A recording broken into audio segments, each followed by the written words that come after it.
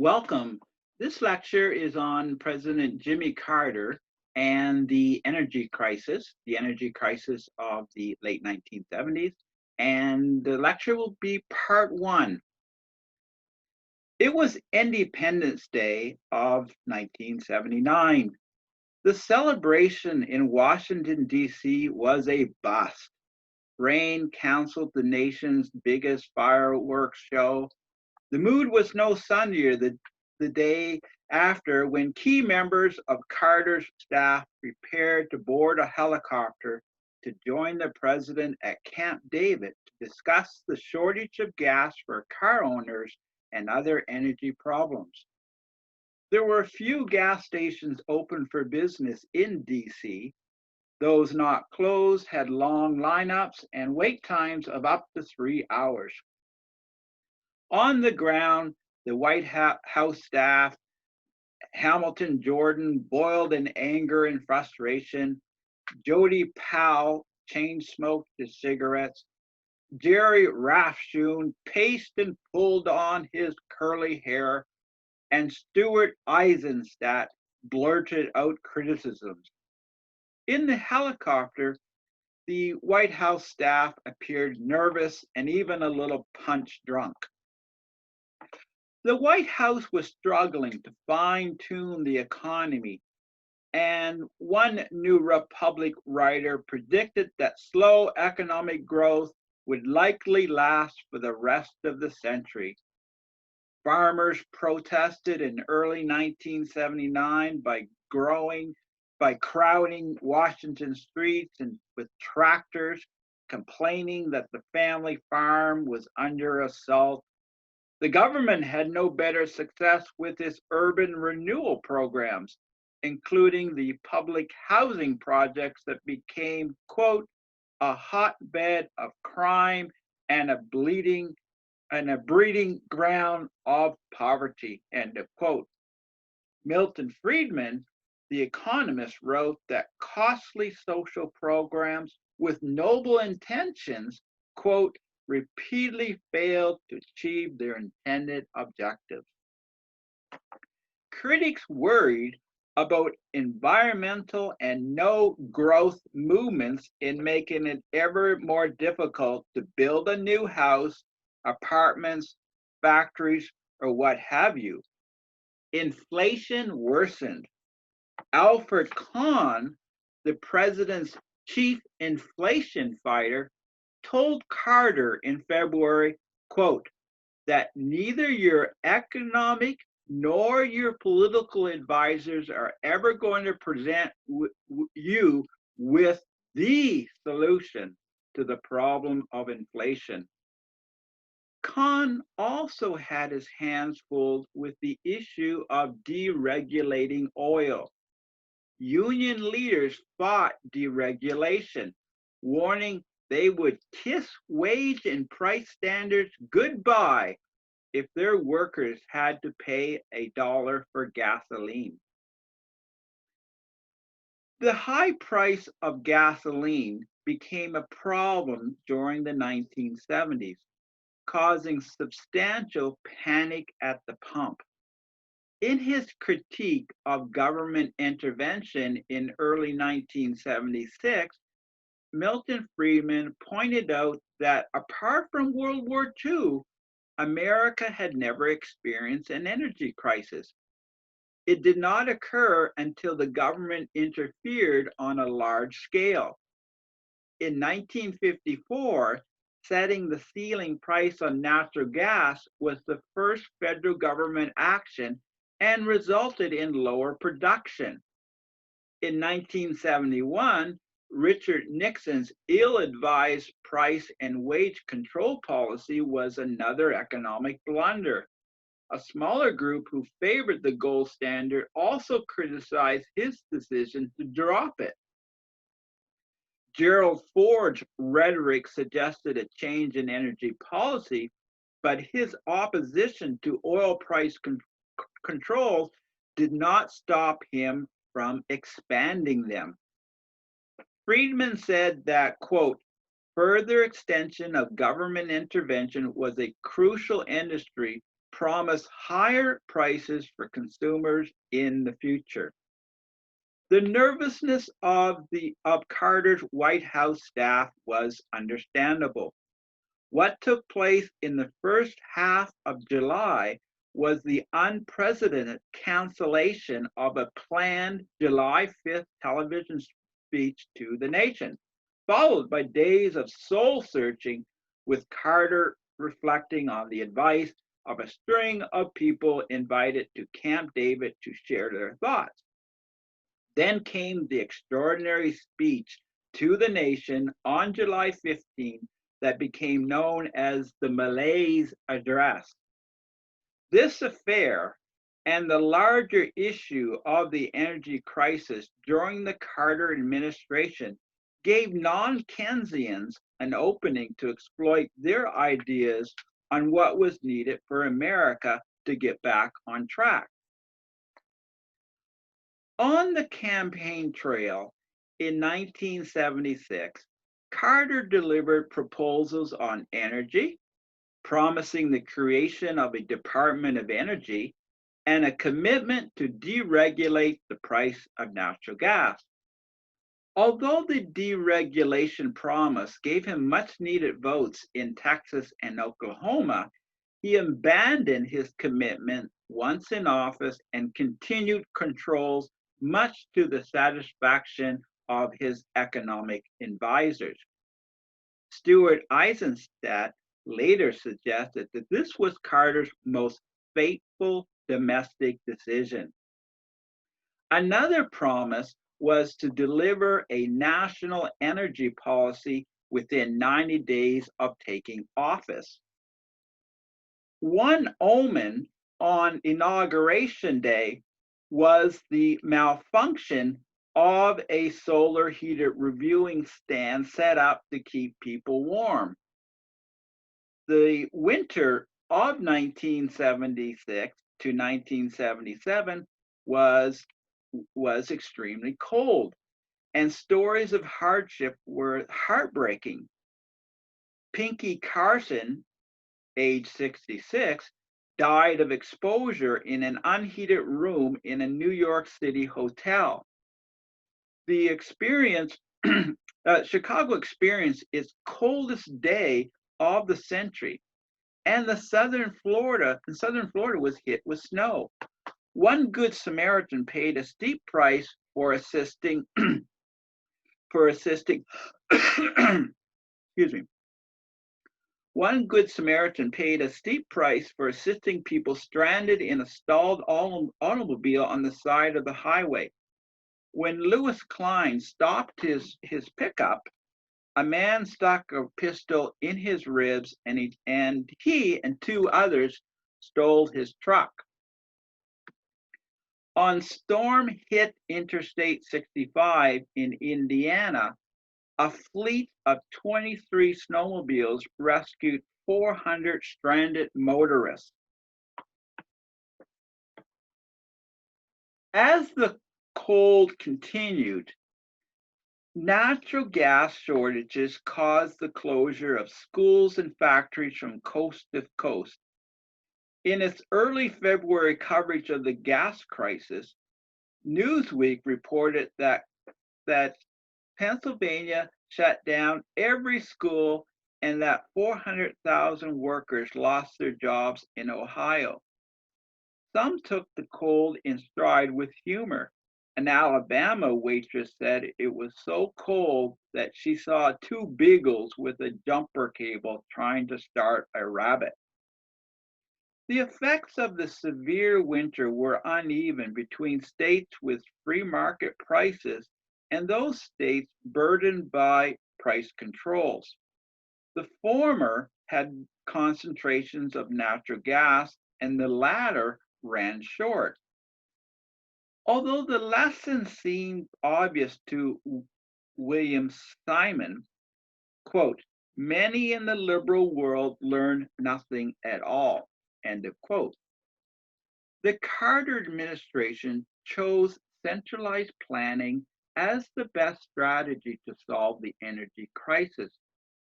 Carter took symbolic action at the White House by barring limousine service for staff and by setting the thermostat at 65 degrees.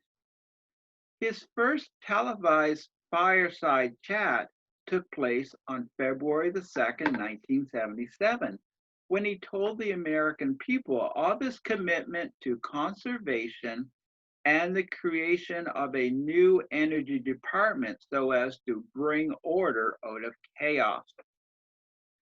He wanted the oil and natural gas industries to be honest about their reserves and profits and to clarify, quote, the real differences between real shortages and artificial ones.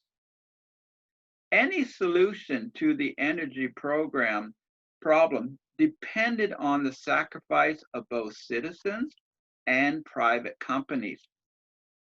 In his memoirs, Carter wrote of his concern over the oil industry's, quote, unearned profits from higher prices, end of quote, and the problem of allowing the free market to decide the price and distribution of energy products.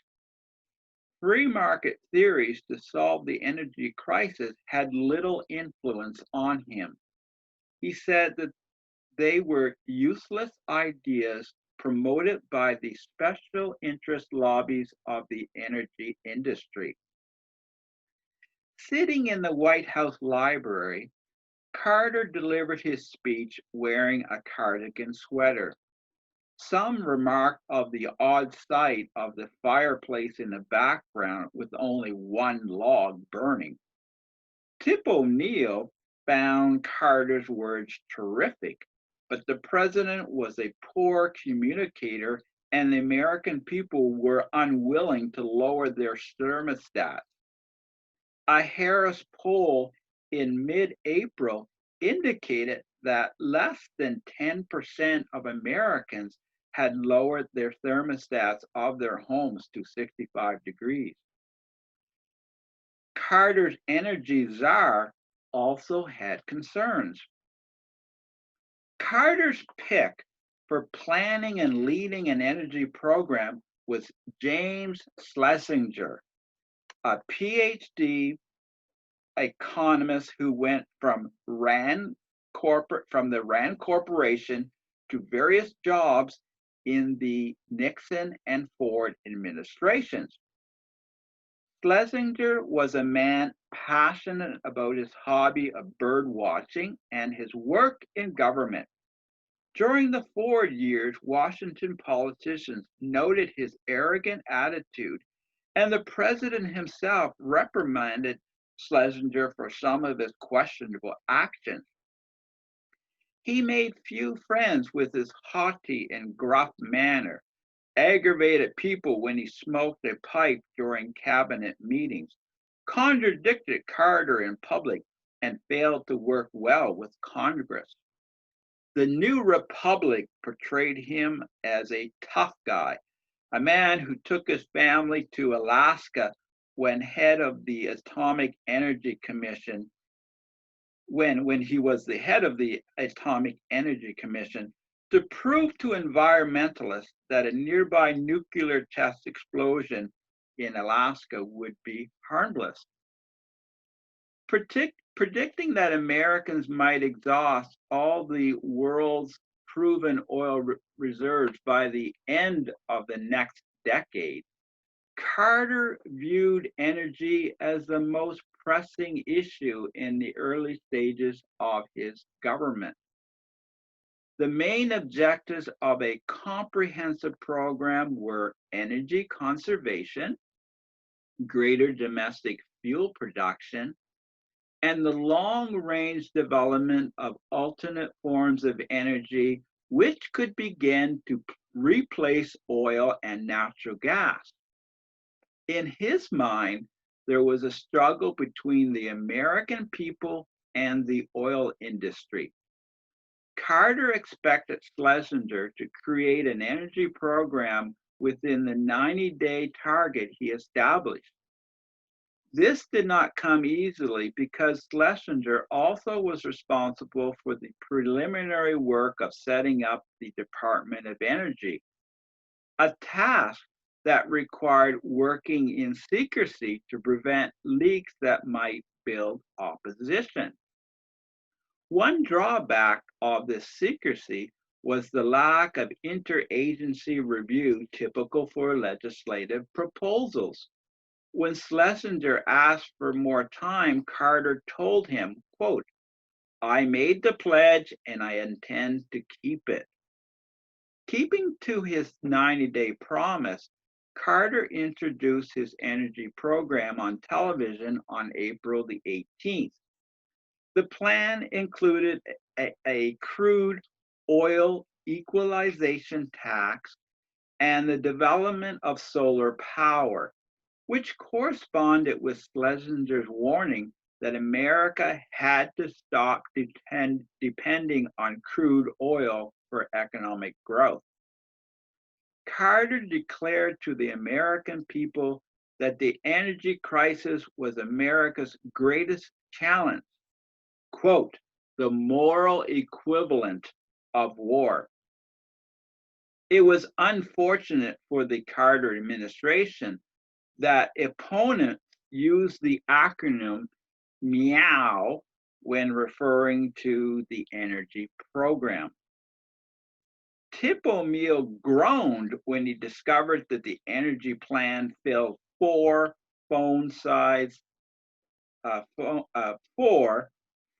book-sized volumes. There were more than 100 separate provisions, but only a few garnered the attention of most Americans. One item lost in policy jargon was the imposition of a gas guzzler tax on automobiles. For Carter, it was crucial for government to act, given the recent cold winter and suffering in the northeastern states from severe shortage of gas. In his memoirs, he wrote, quote, "There was never a moment when I did not consider the creation of a national energy policy equal in importance to any other goal we had." The shutting down of many factories and schools was another stark reminder of the need for quick and vigorous action. Opposed to the free market approach, Carter wanted an energy policy that made sense to his way of thinking. Others thought differently. Energy challenges throughout his administration marked how divisive the energy issue had become among Americans. Those supportive of Carter were unable to see any major problem with government controls and regulations. James Nathan Miller, roving editor of Reader's Digest, argued that the data of validating gas deregulation was, quote, "at best doubtful and at worst false." Democrats thought government intervention made good politics, and much of the media were supportive of government action. When the nation experienced extreme cold weather, media reports link oil shortages to the cold weather rather than to policy. But then again, was the extreme cold the culprit behind the oil shortage?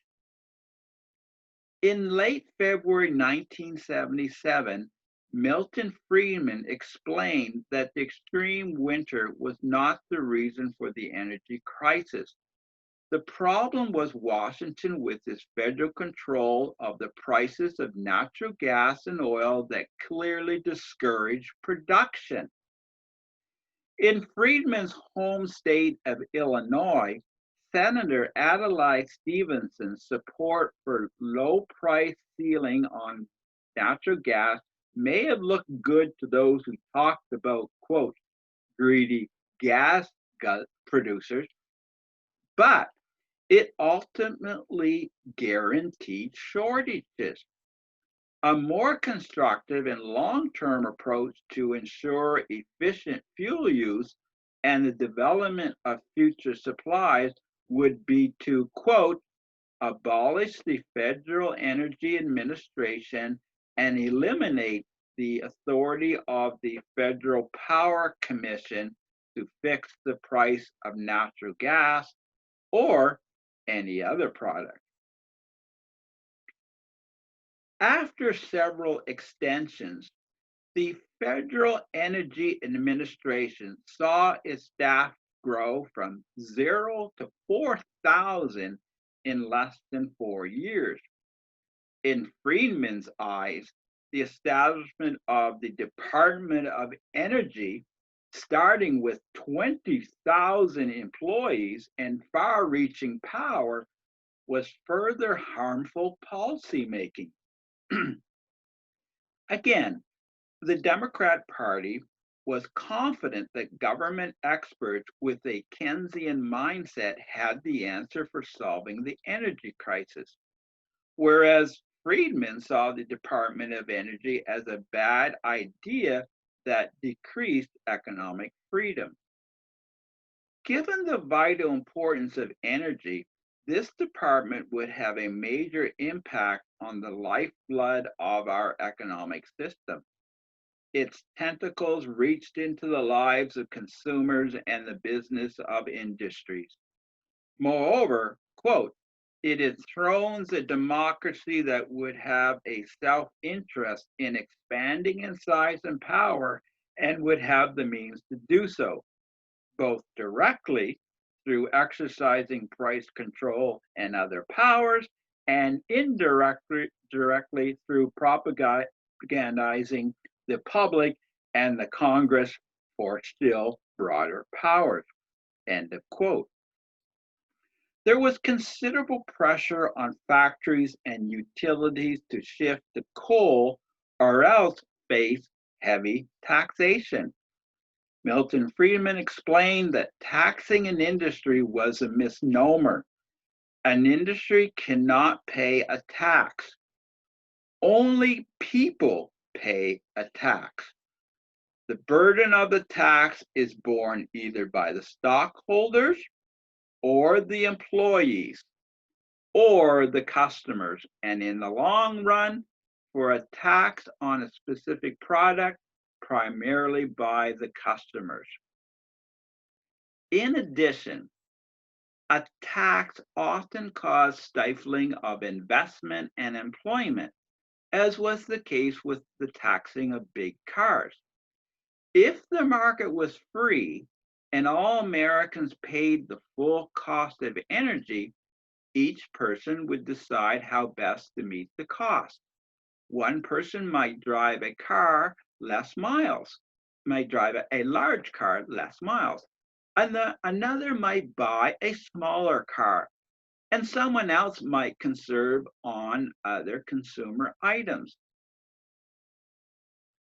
One journalist wrote in Newsweek of James Schlesinger's reaction to the American public not buying small energy efficient cars despite rebates from the automobile companies.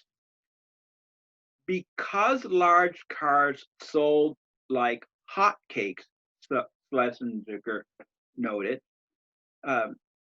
Schlesinger tooled around Washington looking like a funeral director who has heard about death, somber, but not really sad. There were legitimate concerns about gas guzzlers, but it was important to consider trade-offs, notably the economic viability of automobile industries depending on the sales of bigger, more expensive cars. An ailing automobile industry was a serious issue, given the thousands of jobs at stake. There were ample technical flaws with the energy program, predictable to those calling for a credible review process. Neither Treasury Secretary Michael Blumenthal nor the Charles Schultz had an opportunity to study the program. Carter's energy package sent to the House was enormous. 5 volumes of legislation, picked apart by various committees, each committee having its own agenda.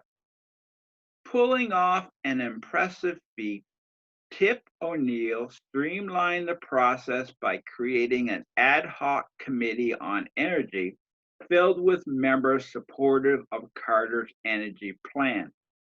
And so on August 5th, the House passed the energy package 244 votes to 177. The following year, the Senate gutted the bill and added to the problems Carter continued to face with energy policy. Milton Friedman was relentless in his criticism of Carter's energy policy. In a May 1977 Newsweek article, he called it a monstrosity, noting that the United States had experienced no energy crisis for nearly 2 centuries. What was the secret of America, quote, without the heavy hand of Big Brother making sure that energy was produced by the right people and in the right way and distributed to the chosen recipients? Friedman asked. The secret was straightforward. The physical availability of energy did not change significantly, and free markets organized and allotted energy in a responsible manner that met the needs of consumers and industry. Because Americans paid directly the full cost of energy, wasteful consumption that would cause shortages was not an issue. What changed was the greater intervention of government, first by the Federal Power Commission, then by the Federal Energy Administration, followed by a mushroom of other agencies. Explaining there was no free lunch, Friedman asked, quote, how do we get better results by paying for energy through taxes rather than prices and letting bureaucrats spend our money for us? It disturbed him that a highly trained and intelligent economist like James Schlesinger favored a political solution rather than an economic one. The correct answer was to eliminate government controls and to allow the free market to work.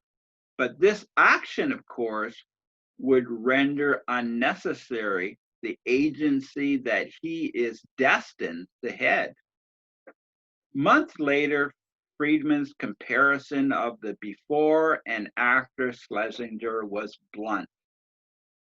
When Schlesinger was at the Rand Corporation, he was an able professional economist, but in the White House, he was head of a, quote, taxation program in disguise.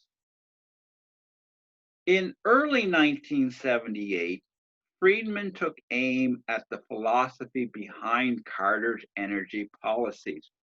One statement in a White House document was particularly worrisome. Quote, the producers have no equitable claim to the enhanced value because it is unrelated to their activities or economic contributions. End of quote. For example, when proposed deregulation resulted in US oil companies experiencing a rise in value, it was undeserving. Citing the Declaration of Independence and the Fifth Amendment of the Constitution, Friedman made the point that Carter's energy plan was, quote, subversive. The administration appeared to say, quote, that private property is not a right, but a privilege that is conferred by an all-powerful state for the purpose of providing incentives. The White House also faced pressure from labor activists. In the winter of 1977 to 1978, the United Mine Workers of America, the UMWA, carried out an action that became the longest coal mining strike in American history. In the early stage of Carter's administration, there was a push to double each year's domestic coal production. In addition to energy conservation, its increased production would minimize America's dependency on OPEC oil. There was a clear understanding that the key success was good relations with the UMWA, which mined more than half of America's coal supply. One problem was the combative history of the coal union. The UMWA negotiated contracts with coal employers every 3 years using aggressive tactics, including sabotage. Even after the mining union agreed to a contract in 1974, wildcat strikes, that is, strikes not sanctioned by union leaders, wildcat strikes by the regular members continued. Thus, there were tense relations between miners and employers and strained relations between some miners and the union. Wildcat strikes in the spring of 1977 closed more than 50 coal mines. In December of 1977, the UMWA initiated a strike action that resulted in 160,000 miners walking off the job. Careful not to jeopardize his relationship with organized labor, the White House avoided any direct intervention in the strikes. Carter's call for industry to minimize wage and price increases was a tough sell to coal miners whose focus was on their incomes rather than the nation's macroeconomic problems. The union demand for a 44% wage increase over 3 years was not good news for the Carter administration. Another union demand was equally gloomy. Prepared to fight long and hard, the miners intensely opposed the provision in the new contract that permitted coal employers to fire miners who participated in wildcat strikes. For labor negotiations, the threat of a wildcat strike was too valuable for miners to lose. Aggressive acts of violence by miners demonstrated their defiance. For example, in Pennsylvania, armed miners gathered in more than 100 vehicles and traveled to various mining sites still in operation, ordering them to shut down immediately. To make their point clear, the roving miners destroyed property at mining operations. A couple of months into the coal strike, Carter worried about the larger impact of the mining shutdown as General Motors and Chrysler operations warned of layoffs because of electricity shortages. In Ohio, Indiana, Tennessee, and Pennsylvania, coal-powered electrical utilities were near the point of panic because their coal reserves were dangerously low. Carter wanted to convert to coal power and be less dependent on OPEC. But labor conflict in the coal mining industry made that argument more difficult to advance. With the UMWA remaining defiant, the political options for Carter were unpleasant. In desperation, the government could invoke the anti-union Taft Hartley Act, forcing the miners back to work. The last president to do this with the UMWA was Harry Truman in 1950. Union leaders warned that such a move would result in, quote, chaos and bloodshed. David Forms, a West Virginia miner, told Time magazine, quote, you got 250,000 dollars of pieces of equipment in each of these mines, and it wouldn't take much to tear them up. I'm not making any threat. That's just the way it is. End of quote. Carter lost patience and invoked the Taft-Hartley on March 6, 1978, but of the 160,000 miners, less than 100 returned to work. One newspaper report explored why miners remained steadfast in their opposition. West Virginia miner Robert White wanted to return to work, but there were other miners determined to keep the mines quiet. Quote, I got a call saying if I went back to work, my home would be blown up and everything in it. End of quote. The logjam finally broke on March 24th when the miners accepted a new offer giving them a 39% wage increase over 3 years and promising no crackdowns on wildcat strikes. The episode left Carter with a poor standing with Americans. 2/3 of respondents of an NBC Associated Press poll gave him a failing grade for his handling of the conflict. On the issue of energy, however, Carter had one advantage. Oil companies received much worse press. Despite the arguments of companies such as Mobil Oil that reminded critics that material wealth was, quote, indispensable if a society is to support such essentials as healthcare, education, and other social services, end of quote. Selling the virtues of democratic capitalism, Mobil's marketing campaign linked profits and productivity.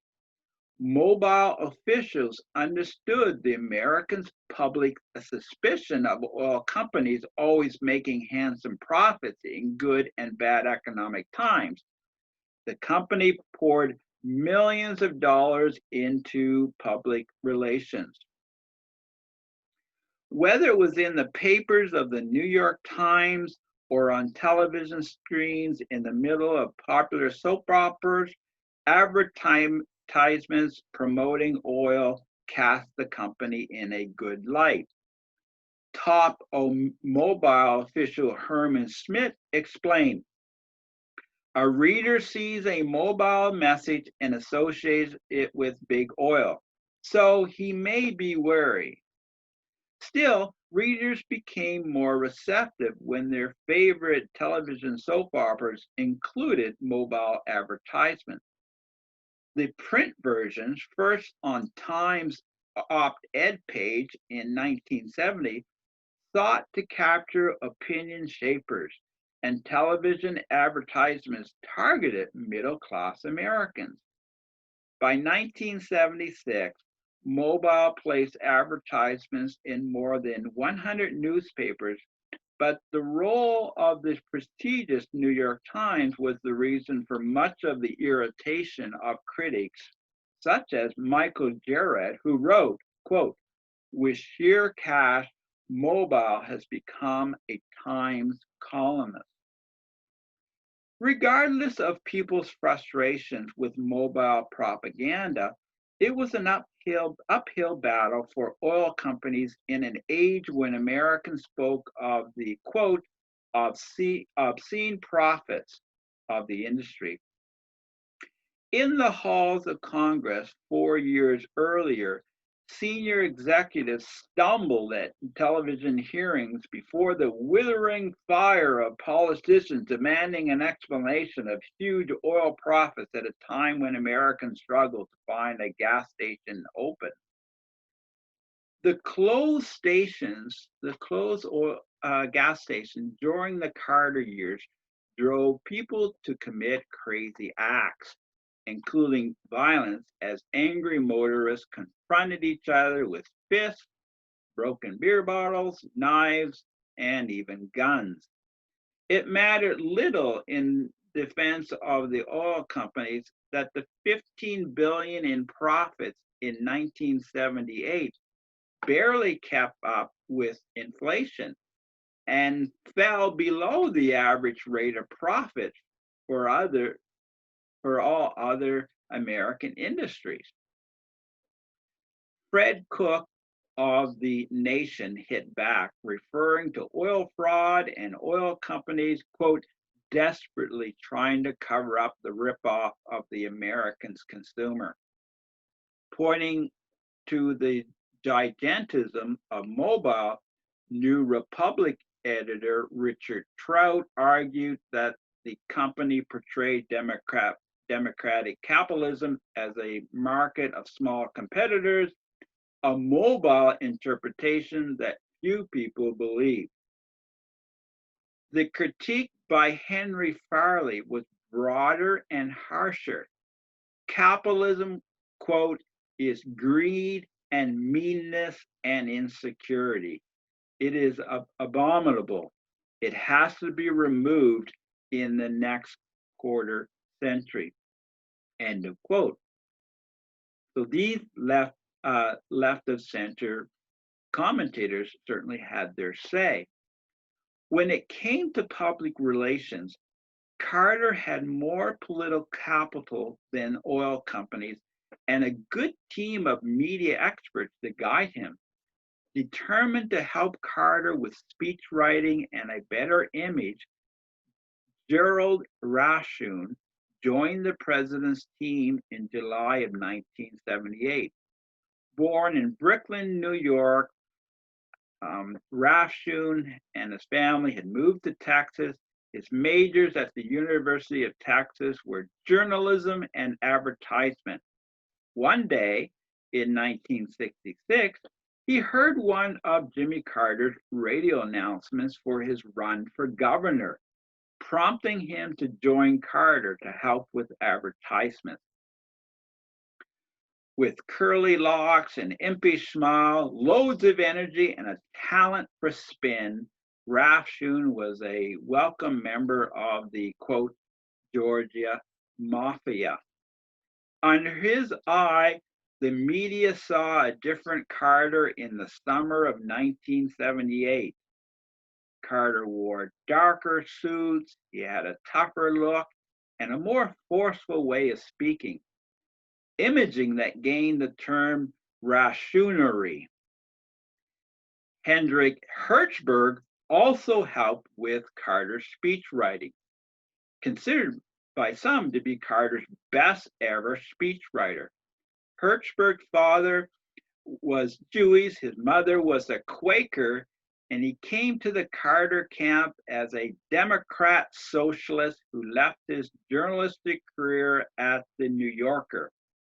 Assisting Hertzberg was his friend Gordon Stewart, whose master's in drama from Yale University was a bonus for getting Carter to deliver his speeches more effectively. Well, thank you. That is part one, and I will continue this lecture on part two. Thank you for joining us.